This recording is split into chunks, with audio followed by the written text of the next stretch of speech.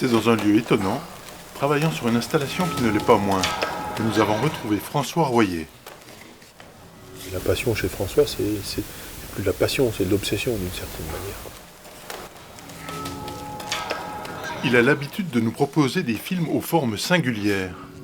Mais ce qui se passe ici l'est encore plus. Ce qui est à l'œuvre dans ce qu'on voit, au fond, c'est l'art lui-même, dans ce que François nous propose. Mais il nous amène à regarder autrement. C'est précisément parce que François Royer est un artiste qui nous permet d'entrouvrir cette porte sur l'art, ou cette fenêtre sur l'art, ce regard sur l'art. C'est au château de Trévarès dans le Finistère, au cœur d'un immense parc floral, que nous découvrons les œuvres de Charles Bell et François Royer dans le cadre du programme Regard d'artiste.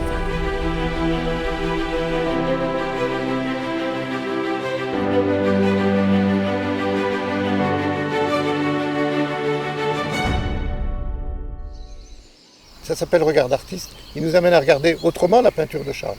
Je pense que la peinture de Charles, elle se comprend différemment quand on a vu un film sur la peinture de Charles. L'installation Image mentale est composée d'un écran central de la dimension d'une toile de Charles Bell. Autour de cet écran, 6 tuiles translucides où seront projetées des images qui laisseront toujours apparaître l'image au centre.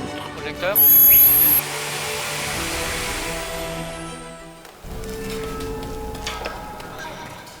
Une image centrale donc, qui représente l'œuvre, ce qui restera d'un acte de création, la partie concrète, l'image d'une toile en l'occurrence.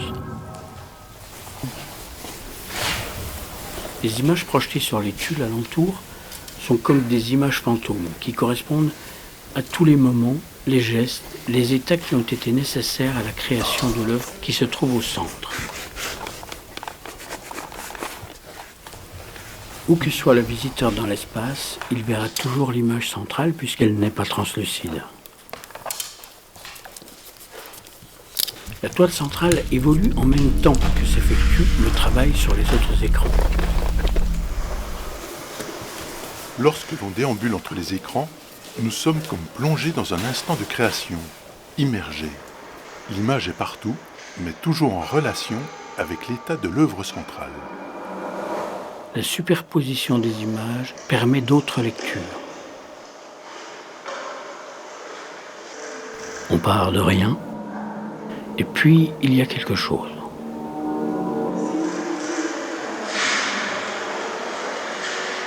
Quelle est la nature de ce moment particulier, la création ? François Royer tourne autour de ces questions depuis longtemps. Au fil de cette exposition, on trouve un autre dispositif. Il a restitué la parole de personnes auxquelles il a posé la question « Qu'est-ce que l'art pour vous ?» L'émerveillement, je crois que ce qui est propre à chaque personne. Très bien, c'est nécessaire parce qu'il faut aussi faire vivre. C'est la grâce. Dans la création, l'artiste, il est dépassé par ce C'est au service d'une... C'est vaste, c'est témoignage de l'humain à travers... À l'étage, une exposition photo nous raconte une autre expérience qui a duré plusieurs années autour du travail de Charles Bell et François Royer sur le tournage du film Confié à la forêt.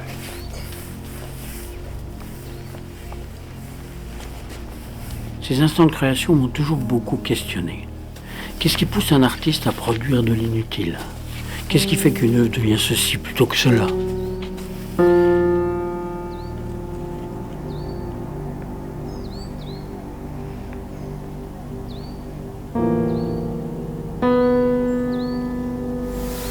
Il s'engage dans une sorte de parcours et c'est l'engagement d'une vie, c'est pas juste pour une peinture, c'est une vie entière qui passe consacrée à la peinture.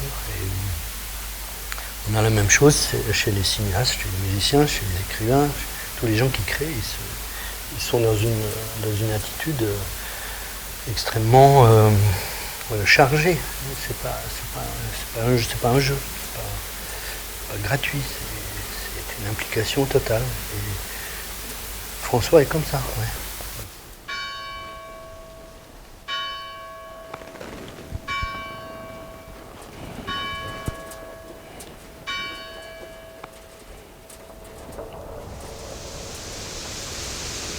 ça tourne jusqu'à l'obsession, c'est ce désir de documenter, de comprendre cette pulsion de création, quoi.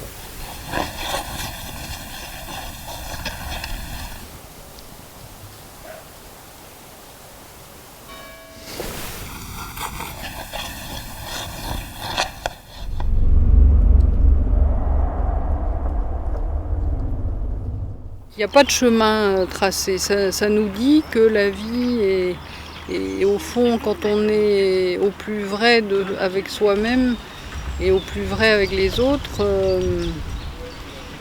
on cherche. La route n'est pas forcément toute tracée. Il n'est pas à l'endroit du documentaire. Il est à l'endroit du vertige de la création.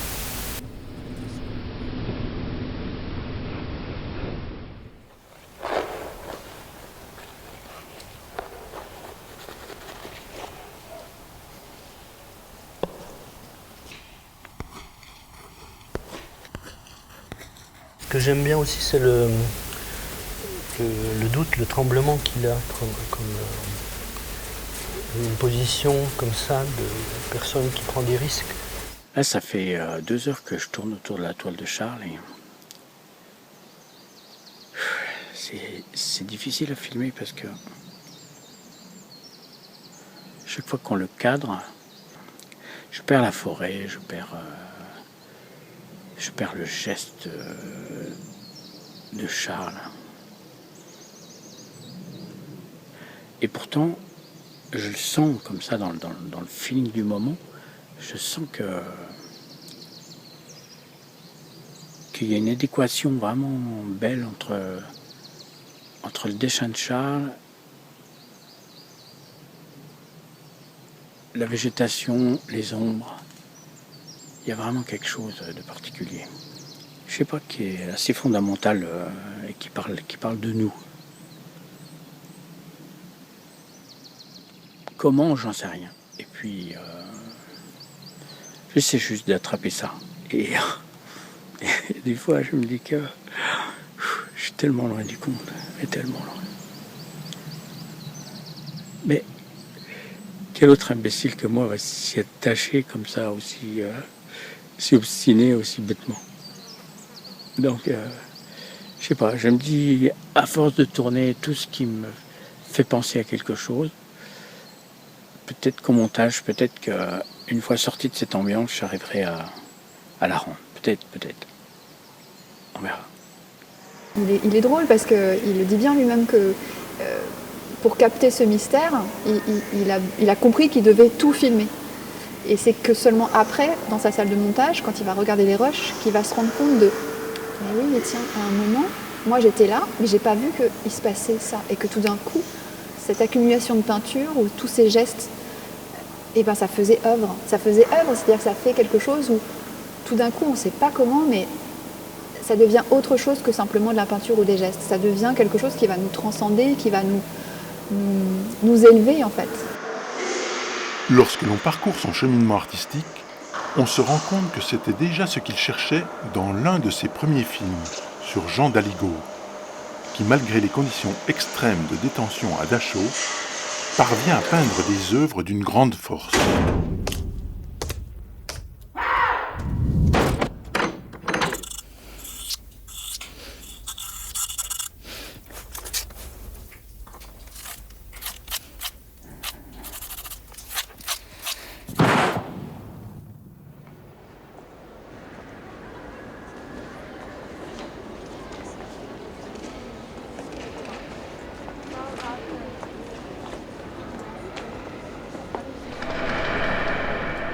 Ou encore, dans des conditions sociales difficiles cette fois, voir émerger la possibilité de la danse dans un milieu très masculin hostile comme la prison.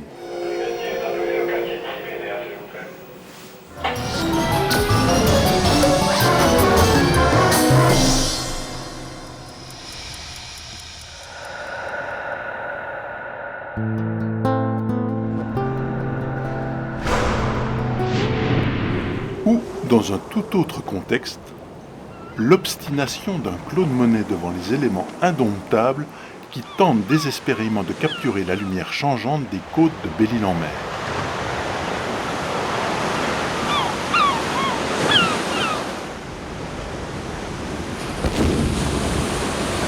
Dans un tout autre domaine, François Royer expérimente aussi différents procédés et crée des spectacles vivants avec Jean Lamberville.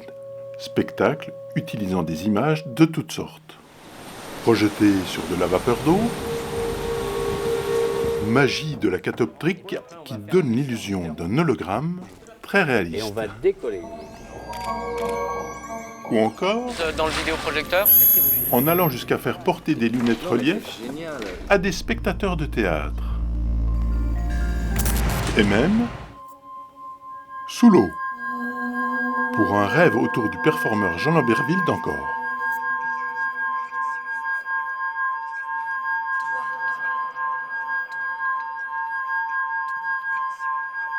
Et comme pour revenir aux peintres, sans vraiment les avoir quittés, Courbet, faisant son entrée dans l'école des arts officielle de son époque.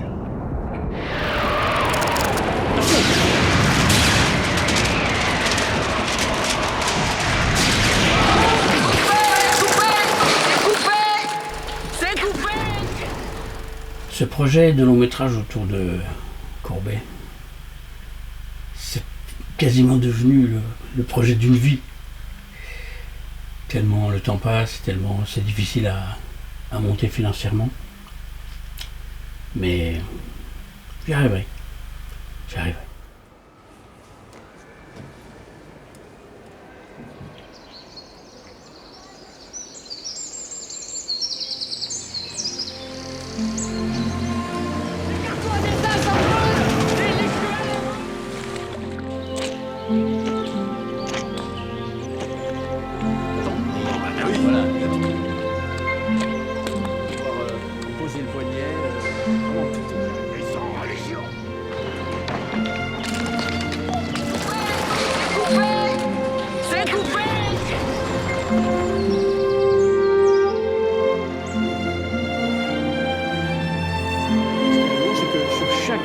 Tableau, on trouve en fait la tête toujours de Napoléon III.